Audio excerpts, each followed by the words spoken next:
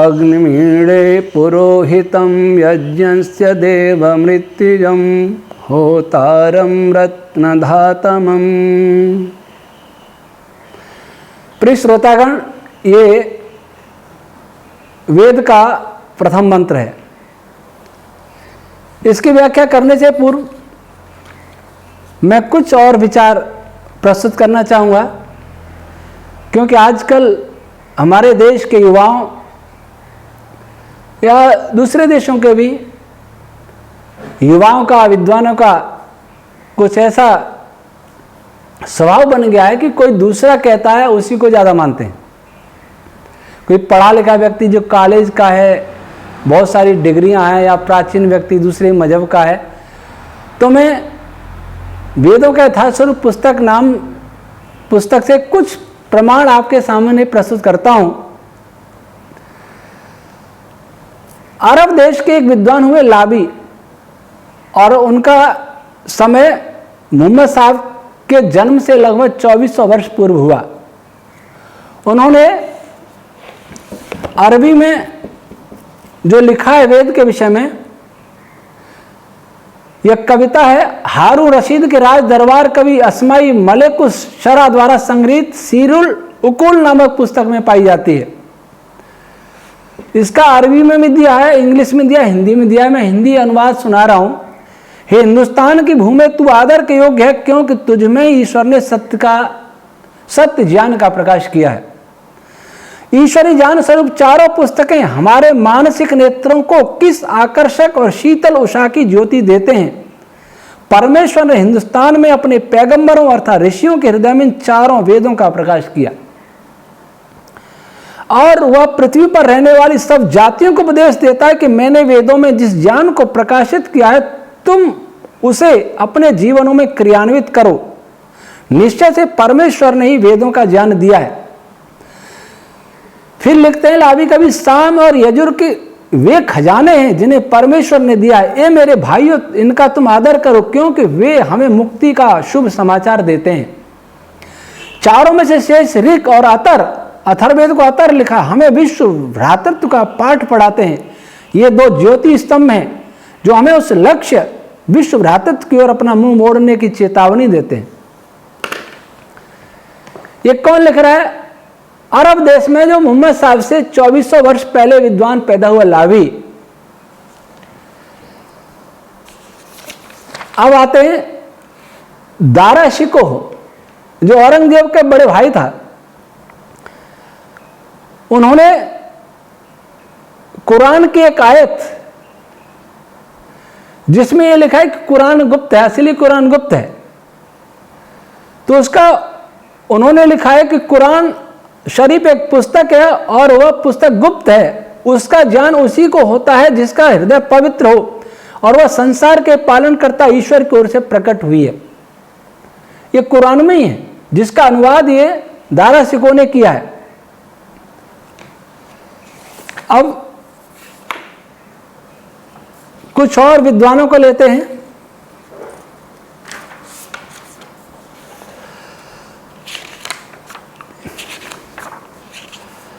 Professor Hiren, ईसाई विद्वान का लेख, इंग्लिश में है, हिस्टोरिकल रिसर्चर वही professor Hiren, volume 2 page number 127। इसमें लिखते हैं, इसमें संदेह नहीं कि वेद संस्कृत के प्राचीनतम ग्रंथ हैं। उपलब्धमान सबसे अधिक प्राचीन संस्कृत ग्रंथों में भी उनकी विद्यमानता का स्पष्ट निर्देश पाया जाता है। वे मनुष्य मात्र की उन्नति के लिए अपनी अद्भुत शान में दिव्य प्रकाश का काम देते हैं।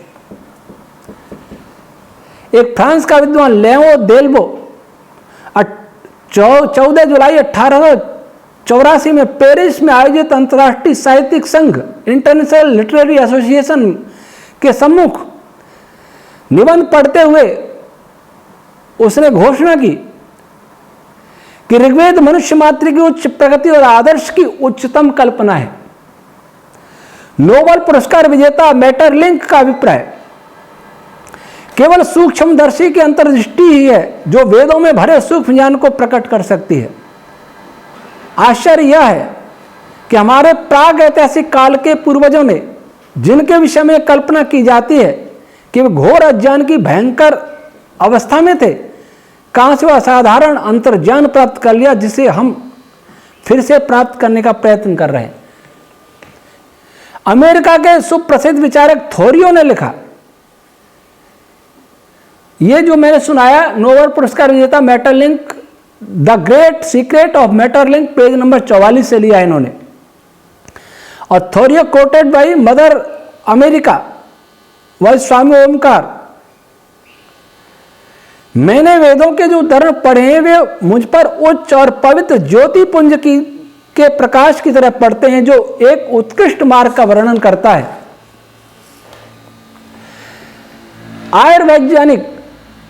आयुर्विद्वान डॉक्टर जेम्स कजिंस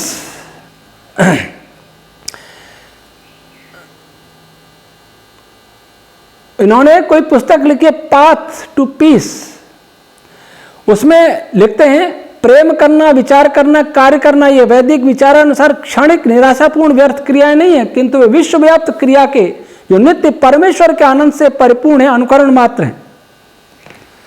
रूस के विद्वान वोलंगर वो sacred books of east series के रशियन एडिशन के संपादक वोलंगर लिखते हैं, प्रोफेसर मैक्स मुलर के अनुवाद में जिस बात से मुझे अत्यंत आश्चर्य हुआ वह यह है कि उसमें बहुत सी बेहूदी अश्लील और अस्पष्ट बातें हैं। जहां तक मैं वेदों की शिक्षा को समझ सकता हूं, मुझे वह इतनी उच्च मालूम पर होती है कि रूसी जनता को एक गड़बड़ और भद्दे अनुवाद द्वारा उसे परिचय कराने को मैं भारी अपराध मानता हूं, क्योंकि इससे वह आत्मिक लाभ से वंचित रह जाएगी जो वैदिक शिक्षा जनता को देती है।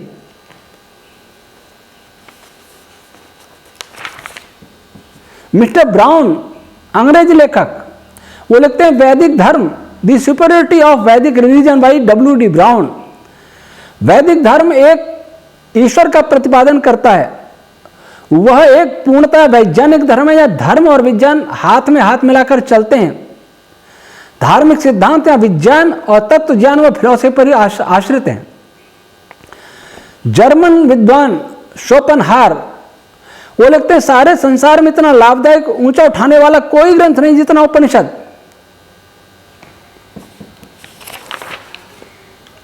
फ्रांस के जैकोलियट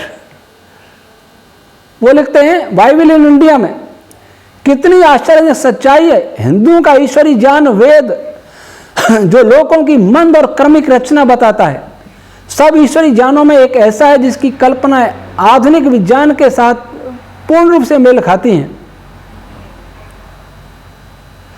हमने प्राचीन भारत के वैदिक धर्म के विषय में सुना और पढ़ा। यह उन महान वेदों की भूमि है जो अत्यंत अद्भुत ग्रंथ हैं, जिनमें न केवल पूर्ण जीवन के लिए उपयोगी धार्मिक तत्व बताए गए हैं, बल्कि उन तथ्यों का भी प्रतिपादन किया गया जिन्हें समस्त विज्ञान ने सत्य प्रमाणित किया है। ये जैकोलियट और भी बहुत सारे हैं। ये उद्देश्य तो मेरा केवल इतना ही था कि आप ये सोच लें कि जो वैदिक मतावलंबी नहीं है वो भी वेद के विषय में क्या सोचते आए हैं विद्वान लोग। लेकिन मुझे इन प्रमाणों का मेरे लिए कोई बहुत महत्व नहीं है। ये उनके लिए बता रहा हूं जो विदेशियों के प्रमाणों को ही प्रमाण मानते हैं। अब मैं पहले मंत्र पर आता हूं। ये मेरा किया हुआ ही भाष्य है। पहले ये विचार करें कि जब मनुष्य धरती पर आया तो उस समय यहां की अवस्था क्या थी। वहां की अवस्था समूची पृथ्वी पर कुछ भाग ही भूभाग था, शेष जल में था, और उसमें बहुत पवित्र वायु, पवित्र जल, पवित्र मिट्टी, फल, शाक, अन्न सभी प्राकृतिक रूप से उगे हुए थे। और मनुष्य भूमि के गर्भ से निकला और निकल करके उसने संपूर्ण सृष्टि को देखा। पहली बात वैदिक विचारधारा यह मानती है कि पहला जो पीढ़ी है उसमें हमारी अपेक्षा स्वाभाविक ज्ञान बहुत अधिक होता है। वे सभी इस योग्य होते हैं कि वो अपना लालन पालन कर सकें और वंश चला सकें। और ऐसा कब हो सकता है? ऐसा जब ही हो सकता है जब युवावस्था में पैदा हो।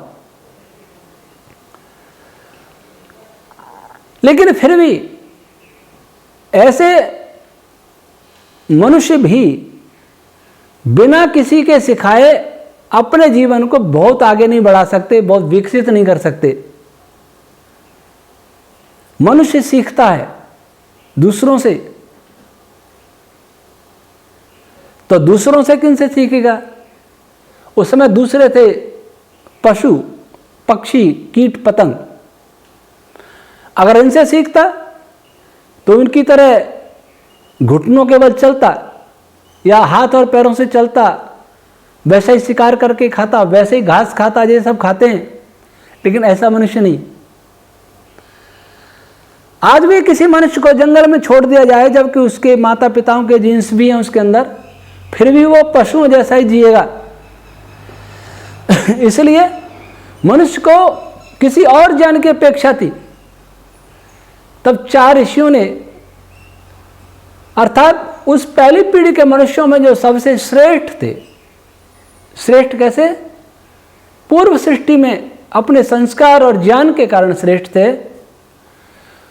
उन चारों ने योग साधना के बल पर समाधि को प्राप्त करके स्पेस या मनस्तत्व से कुछ ध्वनियों को जो पश्चंती अवस्था में थी, मध्यमा अवस्था में थी, विशेषकर पश्चंती अवस्था की और परावस्था की ध्वनियों को उन्होंने ग्रहण किया। और वही ध्वनियां वेद मंत्र कहलाई। जो उन्होंने ग्रहण किया उसके अतिरिक्त भी कुछ ध्वनियां थी, कुछ मंत्र थे, लेकिन उन्होंने जितना उनका सामर्थ्य था, और यह निश्चित ही वे चारों पुरुष इतने सामर्थ्यवान थे कि उनसे बड़ा सामर्थ्यवान अभी तक इस धरती पर नहीं हुआ। इसलिए उन्होंने संसार के मनुष्य को लिए जितना ज्ञान हो सकता है, जितना ज्ञान आवश्यक होता है, पर्याप्त होता है, उतना ज्ञान की तरंगों को उन्होंने ग्रहण कर लिया। ज्ञान की तरंगें अर्थात ध्वनि तरंगें, और उन ध्वनियों के द्वारा जो ज्ञान प्राप्त किया जा सकता है, वह ज्ञान परमेश्वर ने उन्हें जनाया कि इस ध्वनि का ये अर्थ है, इस ध्वनि का ये अर्थ है। तो पहली ध्वनि क्या निकली? पहला छंद क्या निकला? अग्निमीडे पुरोहितम यज्ञस्य देवम ऋत्विजम होतारम रत्न धातमम। यहां अग्नि के कुछ विशेषण बताए। पुरोहित, देव, ऋत्विज, होता, रत्न धातम, रत्न धातमम, ये विशेषण है। और उस अग्नि के गुणों का यहां प्रकाश किया गया है।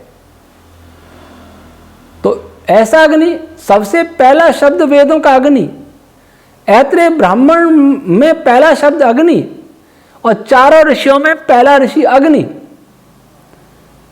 यह अग्नि अत्यंत महत्वपूर्ण शब्द है।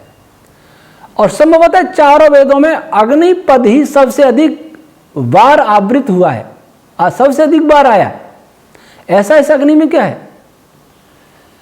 क्या है अग्नि और अग्नि के विशेषणवाची शब्द क्या संपूर्ण सृष्टि के ज्ञान की भूमिका है? क्या यह अग्नि और उसके वाचक, उसके विशेषणवाची शब्द क्या संपूर्ण सृष्टि में रहने के लिए लोक व्यवहार की भूमिका है? क्या अग्नि और उसके विशेषणवाची शब्द क्या संपूर्ण सृष्टि के अध्यात्म विज्ञान की भूमिका है? 3 प्रकार का ज्ञान होता है। एक आधिदैविक ज्ञान, सृष्टि संबंधी ज्ञान, एक लोक व्यवहार का ज्ञान, संसार में कैसे रहा जाए, और एक अध्यात्म का ज्ञान, चेतन विज्ञान। 3 के अलावा चौथा ज्ञान कोई नहीं है। चौथा ज्ञान जो भी होगा 3 में समाहित हो जाएगा। तो क्या यह मंत्र हमें इस सृष्टि में रहने, सृष्टि को जानने और सृष्टा और अपना स्वयं आत्मा के ज्ञान की भूमिका का निर्देश करता है? यदि ऐसा है तो वेद ही ईश्वरी है, और ऐसा नहीं है, इसका भी अर्थ ऐसा ही है जैसा कुरान और तौरेत और इंजील के आयतों का है, तो वेद भी ईश्वरी नहीं है। तो कल से हम इसके अर्थ पर चर्चा करेंगे कि इसका अर्थ क्या है, यह मंत्र कहता क्या है। वैसा संसार के सभी यहूदी इस्लामी बंधुओं से मैं आग्रह करता हूं